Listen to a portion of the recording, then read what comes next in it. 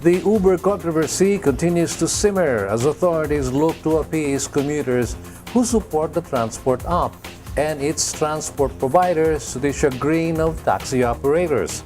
Here's Motoring Today field correspondent DJ Susie with the story. Social media continues to sizzle over Uber, the mobile app that provides commuters with an alternative mode of taxi service.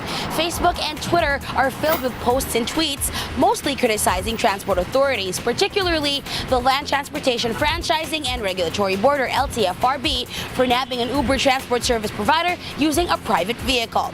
The Uber driver is now facing a 200,000 peso fine if found guilty of calorum operations.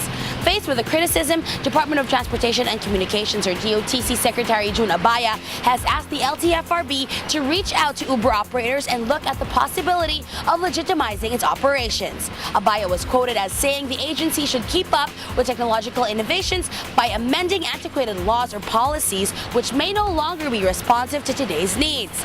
However, this has alarmed the Philippine National Taxi Operators Association, or PNTOA, which said it would be unfair to franchise taxi operators to allow private vehicles to ferry passengers for a fee. The PNTOA said it didn't mind additional competition from other transport operators, but Uber should compete under a level playing field, using only franchised vehicles to ferry passengers for a fee. Meanwhile, Uber Regional General Manager for Southeast Asia and Australia, Mike Brown, issued a statement saying Uber was willing to work with government to achieve the common goal of providing a safe, reliable, and efficient transportation option to commuters. It's understandable that Uber users are angry that government is stopping them from patronizing what they see as a reliable and convenient ride. It's also understandable that legitimate taxi operators don't like competition from what is essentially private vehicle owners providing taxi services. Government should look at coming up with a compromise that would appease commuters and taxi operators.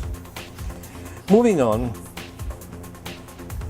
MRT riders will have to suffer breakdowns and service interruptions as no one appears to be interested in bidding for the contract to provide maintenance services for the commuter train service along EDSA. Here's our field correspondent, Kaycee Tamayo, with more details. The Metro Rail Transit Line 3, or MRT3, has been suffering regularly from breakdowns and service interruptions blamed on the lack of adequate service maintenance.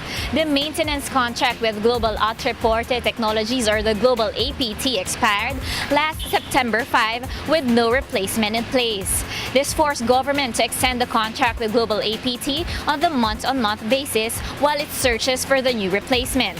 However, the recent bidding for a new maintenance service contract for MRT failed to draw a bid. Groups which had earlier expressed interest in the 2.20 billion contract and had bought bid documents did not submit bids. This prompted the Department of Transportation and Communications Bids and Awards Committee, or the BAC, to declare a failure of bidding.